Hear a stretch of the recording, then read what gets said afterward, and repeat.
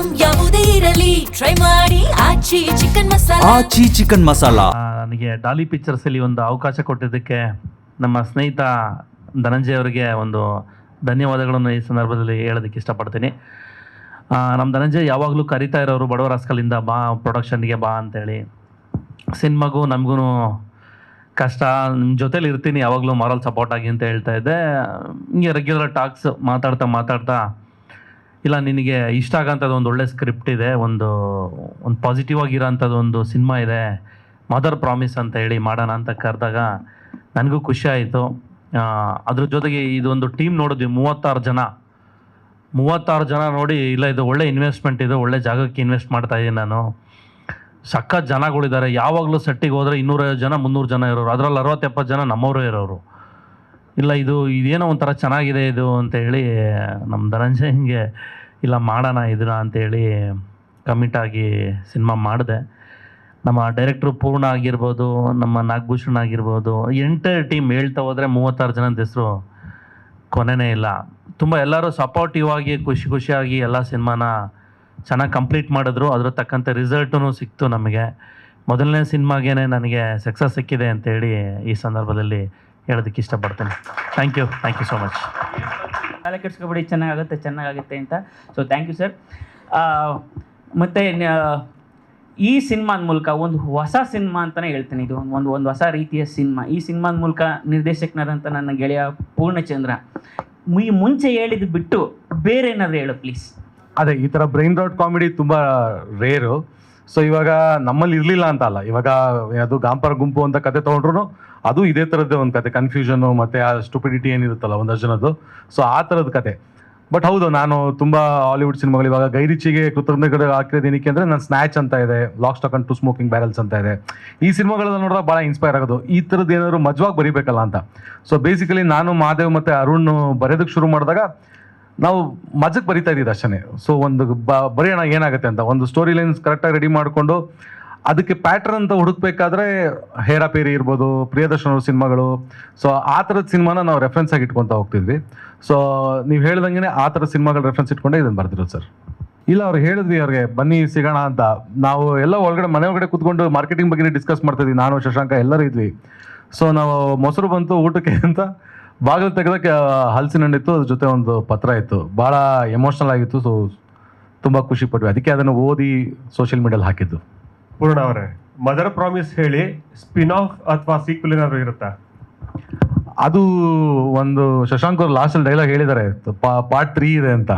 So first part 3 ಬರೆಯೋದಕ್ಕೆ ಮಾದೇವ್ ನಾನು ಧನಂಜಯ್ ಅವ್ರ ಪರ್ಮಿಷನ್ ಕೊಟ್ಟರೆ ಬರೆದ್ಬಿಡ್ತೀವಿ, ಮಾಡೋಣ ಅಂತ ಹೇಳಿದ್ದಾರೆ. ಶಶಾಂಕ್ ನಮ್ಗೇನು ಇಷ್ಟ ಅಂದರೆ ಈ ಥರದ ಐಡಿಯಾಸ್ ಅನ್ನೋದು ತುಂಬ. ನಾವೀಗ KV ಶುರು ಮಾಡಿದಲ್ಲೂ ಕೂಡ ನಾವು ಮನೇಲಿ ಕೂತ್ಕೊಂಡು ಏನು ಹೆಸರಿಡೋದು ಚಾನಲ್ಗೆ, ಒಂದು ಯೂಟ್ಯೂಬ್ ಚಾನಲ್ ಶುರು ಮಾಡಬೇಕು ಅಂತ ಇದೀವಿ, ಏನು ಹೆಸರಿಡೋದು ಅಂತ ತುಂಬ ಡಿಸ್ಕಸ್ ಮಾಡ್ತಾ ಇದ್ವಿ. ಅವ್ನು ಬಂದು ಹಾಫ್ ಆನ್ ಅವರ್ಗೆ ಹೇಳ್ದ, ಕರ್ನಾಟಕ ಎಂಟರ್ಟೈನ್ಮೆಂಟ್ ಬೋರ್ಡ್ KB ಅಂತ ಇಡೋಣ ಅಂತ. ಎಲ್ಲರೂ ಓಕೆ ಅಂತ. ಸೊ ಆಗಿಂದ ನಾನು ಒಂಚೂರು ಕೊರ್ಕೆ ಐಡಿಯಾಸ್ ಇದೆ. ನೋಡೋದಕ್ಕೆ ತುಂಬ ಸಭ್ಯನ ಕಾಣ್ತಾನೆ, ಬಟ್ ಒಳಗಡೆ ತುಂಬ ಒಳ್ಳೊಳ್ಳೆ ಐಡಿಯಾಸ್ ಇಟ್ಕೊಂಡಿದ್ದೆ. ಕ್ರೇಜಿ ಇದೆ ಮನುಷ್ಯ. ಸೊ ನಾನು ಡೇರ್ ಡೆವಿಲ್ ಮುಸ್ತಫಾ ಸಿನಿಮಾ ಆದಮೇಲೆ ಜಿಂಗೋಗೆ ಪ್ರೀ ಪ್ರೊಡಕ್ಷನ್ಲಿದ್ದೆ. ಆ ಟೈಮಲ್ಲಿ ಪೂರ್ಣ ಅವರು ಈ ಸ್ಕ್ರಿಪ್ಟು ವರ್ಕ್ ಮಾಡ್ತಾಯಿದ್ರು ಬ್ಯಾರಲ್ಲಿ. ನಾವು ಒಟ್ಟಿಗೆ ಕೂತ್ಕೊಂಡು ಒಂದಷ್ಟು ಡಿಸ್ಕಷನ್ಸ್ ಮಾಡ್ತಿದ್ವಿ. ಆಮೇಲೆ ಅವ್ರು ಹೇಳ್ತಿದ್ದ ಐಡಿಯಾಸ್ ಎಲ್ಲ ನನಗೆ ತಲೆ ಕೆಟ್ಟೋಗ್ಬಿಡ್ತು. ಎಷ್ಟೊಂದು ಲೇಯರ್ಸ್ ಇದೆ, ಎಲ್ಲೆಲ್ಲಿಗೂ ಹೋಗ್ತಾ ಇದೆ ಕತೆ. ನಾನಂದೆ ಪೂರ್ಣ ನನಗೆ ಆಗ್ತಾಯಿಲ್ಲ ಇದು, ನಿಮ್ಮ ಪ್ಯೂರ್ ಕನ್ವಿಕ್ಷನ್ ಮೇಲೆ ನೀವು ಹೋಗಿ ನೀವು ನಿಮ್ಮ ಕನ್ವಿಕ್ಷನ್ ಇದೆ, ನೀವು ಈ ಸ್ಕ್ರಿಪ್ಟ್ ಮಾಡ್ತೀರಾ ಅಂತ. ಒಂದು 6 ತಿಂಗಳು ಕಂಟಿನ್ಯೂಸ್ ವರ್ಕ್ ಮಾಡ್ತಾಯಿದ್ರು. ನಾನು ಅಂದ್ಕೊಂಡೆ ಇದು ಎಲ್ಲೆಲ್ಲಿಗೂ ಹೋಗುತ್ತೆ ಕತೆ, ಎತ್ತೆದ್ಕೋ ತಿರ್ಕೋತಾ ಇದೆ, ಹೋಗುತ್ತಾ ಅಂದರೆ. ಬಟ್ 6 ತಿಂಗಳಾದ್ಮೇಲೆ ಒಂದು ಬೌಂಡ್ ಸ್ಕ್ರಿಪ್ಟ್ ತಂದುಕೊಟ್ರು. ಅಂದರೆ ನಾನು ಓದ್ತಾ ಐ ವಾಸ್ ಜಂಪಿಂಗ್. ಅಂದರೆ ಎಷ್ಟು ಚೆನ್ನಾಗಿತ್ತು ಒನ್ ಲೈನರ್ಸು.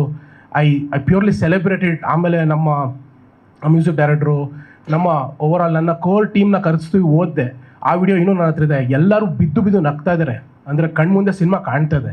ಸೊ ಅವಾಗಲಿಂದ ನಾನು ಅಂದರೆ I gave my 100% to this film. ಅಂದರೆ ಈ ಸಿನಿಮಾ ಆಗಲೇಬೇಕು, ನಾನು ಪೂರ್ಣನ್ ಜೊತೆ ಇದ್ಕೊಂಡು ಈ ಸಿನಿಮಾ ಹೇಗಾದರೂ ಮಾಡಿ ಜನಕ್ಕೆ ತಲುಪಿಸ್ಬೇಕು ಅಂತ. ಅಂದರೆ ನಾನು ತುಂಬ ಪ್ಯೂರ್ ಲವ್ವಿಂದ ಈ ಸಿನಿಮಾಗೆ ಬಂದವನು. ಅವತ್ತಿಂದ ಇವತ್ತಿನವರೆಗೂ ಅಂದರೆ ಫಸ್ಟ್ ಆಫ್ ಆಲ್ ಥ್ಯಾಂಕ್ಸ್ ಹೇಳ್ಬೇಕಾಗಿರೋದು ಡಾಲಿ ಪಿಕ್ಚರ್ಸ್ಗೆ. ಏನಕ್ಕಂದರೆ ಆ ಸ್ಕ್ರಿಪ್ಟ್ ಹೇಗಿತ್ತೋ ಅದನ್ನು ಅರ್ಥ ಮಾಡ್ಕೊಳ್ಳೋಕ್ಕೆ ಧನಂಜಯ್ ಅಂತ ಸೆನ್ಸಿಬಿಲಿಟಿ ಇರೋ ಪ್ರೊಡ್ಯೂಸರ್ ಬೇಕು. ಇದು ನರೇಷನಲ್ಲಿ ಒಪ್ಸೋಂಥ ಸಿನಿಮಾ ಸ್ಕ್ರಿಪ್ಟ್ ಅಲ್ಲ.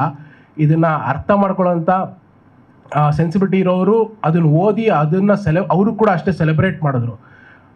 ಸೊ ಅಂಥವರು ಇದು ಹೆಗಣಂಬುದು ಲಾಸ್ಟು ಅದು ಇದು ಅಂತ ಸುಮ್ಮನೆ ಹೇಳ್ತಾರೆ. ಖಂಡಿತ ಸೆಕೆಂಡ್ ವೀಕಿಂದನೇ ನಮಗೆ ಈ ಸಿನಿಮಾ ಇದು ಇನ್ನೂ ತುಂಬ ದೊಡ್ಡ ಮಟ್ಟಕ್ಕಾಗತ್ತೆ ಅಂತ ದೊಡ್ಡ ಹೋಪ್ ಇದೆ ನನಗೆ. ನೋಡಿದ್ದೀನಿ ಸರ್, ಒಂದು ಸಲ ನೋಡಿದ್ದೀನಿ ಥಿಯೇಟ್ರಲ್ಲಿ, ಆ್ಯಂಡ್ ಓ ಟಿ ಟಿಲೇ ಬಿಟ್ಟ ಮೇಲೆ ಒಂದು 4-5 ಸರಿ ನೋಡಿದ್ದೀವಿ ಮನೇಲಿ, ನಾನು ನನ್ನ ಹೆಂಡತಿ ಕೂತ್ಕೊಂಡು. ಸೊ ಹಂಗಾಗಿ ಇನ್ನೂ ಭಾಳ ಆಸೆ. ಅಂದರೆ ಸಪ್ತಸಾಗರ ನೋಡಿದ ಮೇಲೆ ಸರ್ ಹತ್ರ ಬಂದು ಈ ಕ್ಯಾರೆಕ್ಟರ್ ಬಗ್ಗೆ ಎಲ್ಲ ಮಾತಾಡಿದ್ಮೇಲೆ ಅವರು ಹಿಂಗೆ ಒಂದು ಮನು ಅಂತ ಕ್ಯಾರೆಕ್ಟರ್ ಇರುತ್ತೆ ಇದು ಮತ್ತು ಸಪ್ತಸಾಗರ ಆಚೆಲ್ಲ ಥರ ಏನಾರು ಮಾಡ್ಬೇಕಾ ಇಲ್ಲಿ ಅಂತ ಯೋಚನೆ ಮಾಡ್ತಾಯಿದ್ದೆ. ಬಟ್ ಇನ್ನೂ ನಾನು ಸ್ಕ್ರಿಪ್ಟ್ ಓದಿರಲಿಲ್ಲ. ಇವರು ಹೇಳಿದ ದಿನ ಮತ್ತೆ ಹೋಗಿ ಸಪ್ತಸಾಗರ ಆಚೆಲ್ಲ ನೋಡಿದೆ ನಾನು, ಮತ್ತು ಏನಾದರೂ ಇದ್ದರೆ ಬಳಸೋಣ ಅಂತ. ಬಟ್ ಅದಾದಮೇಲೆ ಸ್ಕ್ರಿಪ್ಟು ಎಲ್ಲ ಓದಿದ ಮೇಲೆ ಅನಿಸಿದ್ದು ಓಕೆ ಇದಕ್ಕೇನೋ ಏನೇನೋ ಆಗಬೇಕು ಅಂತ. ಆಮೇಲೆ ಸ್ಲ್ಯಾಂಗ್ ವಿಷಯದಲ್ಲಿ ಬಂದಾಗ ಆಲ್ರೆಡಿ ನಮ್ಮ ಅರುಣ್ ಅವರು ಉತ್ತರ ಕರ್ನಾಟಕ ಭಾಷೆ ಬರೆದಿದ್ರು. ಇಡೀ ಸ್ಕ್ರಿಪ್ಟ್ ನನ್ನ ಕ್ಯಾರೆಕ್ಟರ್ ಆಗಿರ್ಬೋದು, ಅವ್ರ ಕ್ಯಾರೆಕ್ಟರ್ ಆಗಿರ್ಬೋದು, ಉತ್ತರ ಕರ್ನಾಟಕ ಭಾಷೆ ಇತ್ತು. ಸರ್ ಏನು ಕೇಳ್ತಾಯಿದ್ರು ನನಗೆ, ಬಿಜಾಪುರದ ಏನಾದರೂ ನೀವು ಒಂದು ಸ್ವಲ್ಪ ಉರ್ದು ಮಿಕ್ಸ್ ಮಾಡಿ ಮಾತಾಡಿ ಅಂತ. ಸೊ ಈ ನಮ್ಮ ಬಿಜಾಪುರ ಆ ಸ್ಲ್ಯಾಂಗ್ ಆಗಿರ್ಬೋದು ಅಥವಾ ಧಾರವಾಡ ಆಗಿರ್ಬೋದು, ನಿಮಗೇನು ಅಂಥ ತುಂಬ ಚೇಂಜಸ್ ಅಂತ ಅನ್ಸಲ್ಲ. ಬಟ್ ಸಿಮಿಲರಾಗಿ ಎಲ್ಲ ಜಿಲ್ಲೆಯ ಎಲ್ಲ ಆಯಾ ನಿಮಗೆ 10 ಕಿಲೋಮೀಟ್ರಿಗೆ ಒಂದೊಂದು ಸ್ಲ್ಯಾಂಗ್ ಇದ್ದಂಗೆ ಇರುತ್ತೆ ಇಡೀ ನಮ್ಮ ಇದರಲ್ಲಿ. ಆ ವಿಷಯ ಬಂದಾಗ ನಾನು ಶಶಾಂಕ್ ಸರ್ ಹೇಳಿದ್ರು, ನೀವು ಇನ್ನೂ ಯಾವ ಸ್ಲ್ಯಾಂಗ್ ಮಾತಾಡ್ತೀರಾ ಅಂದರು. ಸರ್ ಬೀದರ್ ಮಾಡ್ಬೋದು ಸರ್, ಒಂದು ಸರಿ ಬೀದರ್ ಮಾಡಿ ನೋಡೋಣ ಅಂತ. ಸರಿ ಒಂದು ಡೈಲಾಗ್ನ ಬೀದರ್ ಸ್ಲ್ಯಾಂಗಲ್ಲಿ ಹೇಳಿದೆ. ಪೂರ್ಣ ಸರ್ ಏನು ಹೇಳಿದ್ರೆ ಹೇಳಿ ಅಂತಂದರು. ಪ್ರತಿ ಮಾತಲ್ಲೂ ಅದೇ ಇತ್ತು, ಸರ್ ಇಲ್ಲ ಇದು ವರ್ಕ್ ಆಗ್ಬೋದು ಸರ್ ನೋಡಿ ಸರ್ ಅಂತಂದು. ಈಗ ಇನ್ನೊಂದು ಸರಿ ಹೇಳ್ರಿ ನೋಡೋಣ ಅಂತ. ಈಗ ತೋಲ್ ಭಾರಿ ಅಂತೀವಿ ನಾವು, ಅಂದರೆ ತುಂಬ ಚೆನ್ನಾಗಿದೆ ಅಂತ ನೀವೇನಂತೀರೋ ಅದನ್ನು ನಾವು ಬಳಸೋದಲ್ಲಿ ತೋಲ್ ಭಾರಿ ಮಾಡ್ಯಾನು. ಇದು ನಮ್ಮ ಸ್ಲ್ಯಾಂಗ್, ಅಂದರೆ ಬೀದರಲ್ಲಿ ಬಳಸುವಂಥ ಸ್ಲ್ಯಾಂಗ್ ಇದು. ಅದನ್ನು ಹಾಗೆ ಆಯಿತು, ನೋಡೋಣ ಬರೆದ್ಬಿಡಿ ನೋಡೋಣ ಆಮೇಲೆ ಏನೋ ಮಾಡೋಣ ಅಂತ ಶುರು ಆಯಿತು. ಅದಾದಮೇಲೆ ಪೂರ್ಣ ಸರ್ಗೂ ಇಷ್ಟ ಆಯಿತು. ಡಾಲಿ ಸರ್ ಆ್ಯಕ್ಚುಲಿ ಭಾಳ ಹೇಳಿದ್ರು ಇವ್ರದ್ದೊಂದು ಸ್ಲ್ಯಾಂಗ್ ಅರ್ಥ ಆಗ್ತಿಲ್ಲ ಹೆಂಗೆ ಮಾಡೋದು ಅಂತಂದರು. ಯಾವತ್ತು ನಾವು ರೀಡಿಂಗ್ ದಿನ, ಎಲ್ಲ ಆರ್ಟಿಸ್ಟ್ಗಳು ರೀಡಿಂಗ್ ದಿನ ಇಡೀ ಫಸ್ಟ್ ಹಾಫ್ವರೆಗೂ ಓದಿದ್ದೀವಿ ಎಲ್ಲರೂ ಕೂತ್ಕೊಂಡು. ಎಲ್ಲರೂ ನಗ್ತಿದ್ದಾರೆ, ಆದರೆ ಪೂರ್ಣ ಸರ್ ಅಂದರು ನಗ್ತಾ ಇದ್ದೀವಿ ಬಟ್ ಏನೂ ಅರ್ಥ ಆಗ್ತಿಲ್ಲ ಅಂದರು. ಯಾಕೆಂದರೆ ಒಂದು ಈಗ ನೀವು ಯಾವುದೇ ಈಗ ಮಂಡ್ಯ ತೊಗೊಂಡ್ರೆ ನೀವು ಅಲ್ಲಿ ಹೋದರೆ ಅವ್ರು ಎಷ್ಟು ಸ್ಪೀಡಾಗಿ ಮಾತಾಡ್ತಾರೋ ಆಯಾಯ ಭಾಗದಲ್ಲಿ, ಈಗ ನಮ್ಮ ಕಡೆ ಬೀದಲ್ಲಿ ಹೆವಿ ಸ್ಪೀಡ್ ಅದು. ಈಗ ನೋಡಿ ಅದರಲ್ಲಿ ನಾನು ಸ್ಟಾರ್ಟಿಂಗ್ ನಮ್ಮನ್ನ ಅರುಣ್ ಮೀಟ್ ಆದಾಗ ಯಾವ್ರಿಗೆ ನಿಂದು ಯಾವ್ರಿಗೆ ಅಂತ ಹೇಳಿದಾಗ ಅವನು ನನ್ನ ಧಾರವಾಡ ಅಂತಾನೆ. ನಾ ಕರ್ನಾಟಕ ಕಿರೀಟ ಬೀದರ್ ಕಿ ಲಾಲ್ ಮಟ್ಟಿ ಹೆಚ್ಚಚ್ಚಕ್ಕೆ ಗಾಂಡ್ ಪಟ್ಟಿ ಅಂತೀನಿ. ಇದು ಹಿಂದಿಲಿ ಭಾಳ ಈಸಿಯಾಗಿದೆ, ಬಟ್ ಅದನ್ನು ಅರ್ಥ ಮಾಡ್ಕೊಳ್ಳೋರು ಅದಕ್ಕೆ ಭಾಳ ಯೋಚನೆ ಮಾಡಿ ಏನಂದ್ರು ಅಂತ. ಈಗ ಈ ನಮ್ಮ ಯಶವಂತವ್ರ ಹೊತ್ತು ಇಂಟರ್ವ್ಯೂ ಮಾಡೋದಿನ ಮಜಾಕ್ ಮೇ ರಜಾಕ್ ಮರ್ಗೆ ಅಂತಿರೋದು, ಇವರು ಅದಕ್ಕೆ ಮಜಾಕ್ ರಜಾಕ್ ಅಂದರು. ಸೊ ಆ ಥರ ತುಂಬ ಪದಗಳನ್ನ ಬಳಸಿ ಆ್ಯಕ್ಟ್ ಮಾಡಿಸಿದ್ರು. Thank you sir.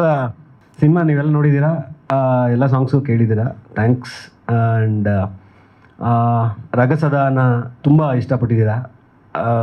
I am very humbled by your gesture. ತುಂಬ ಥ್ಯಾಂಕ್ಸ್.